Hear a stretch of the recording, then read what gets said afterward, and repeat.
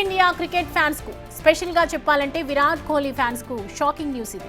England తో test series ముందు రోహిత్ శర్మ బాటలోనే తన టెస్ట్ క్రికెట్ కెరీర్ కు ఫుల్ స్టాప్ పెట్టేశారు విరాట్ కోహ్లీ. తన రిటైర్మెంట్ ను అనౌన్స్ చేశాడు. ఇన్‌స్టాగ్రామ్ పోస్ట్ ద్వారా తన రిటైర్మెంట్ ను ప్రకటించాడు కోహ్లీ.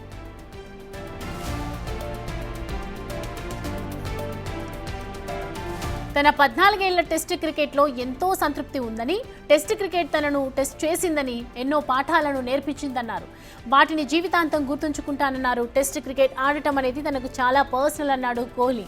ఈ ఫార్మెట్ను వదిలిపెట్టడం అనేది సామాన్య విషయం కాదని, ఈ ఫార్మెట్ కోసం తాను చేయాల్సిందంతా చేశానని, అదే సమయంలో టెస్ట్ క్రికెట్ తనకు చాలా ఇచ్చిందన్నాడు కోహ్లీ.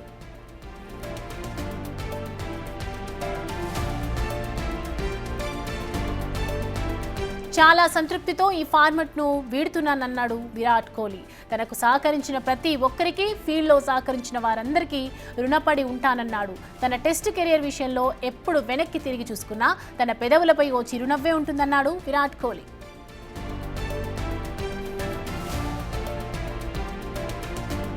2011లో వెస్టిండీస్తో జరిగిన మ్యాచ్లో టెస్ట్ కెరీర్ను ప్రారంభించాడు ఈ రన్ మిషన్. ఇక చివరి టెస్టును ఈ ఏడాది జనవరిలో ఆస్ట్రేలియాపై ఆడాడు.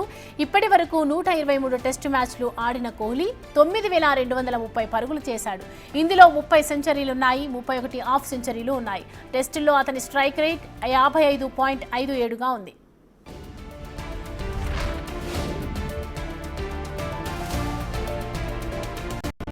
కోహ్లీ 2014 నుండి 2019 వరకు భారత టెస్టు జట్టుకు కెప్టెన్గా వ్యవహరించాడు.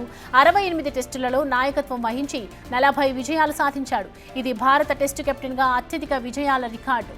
అతని నాయకత్వంలో భారత్ 2018-19లో ఆస్ట్రేలియాలో తొలిసారి టెస్టు సిరీస్ గెలిచింది. అంతేకాదు టెస్టుల్లో అత్యధికంగా డబుల్ సెంచరీలు చేసిన టీం ఇండియా బ్యాట్స్మెన్గా కోహ్లీ ఉన్నాడు. ఇప్పటి వరకు 7 డబుల్ సెంచరీలు చేశాడు కోహ్లీ. ఇక 2016-17 మధ్య ఏకంగా 3 డబుల్ సెంచరీలు చేశాడు.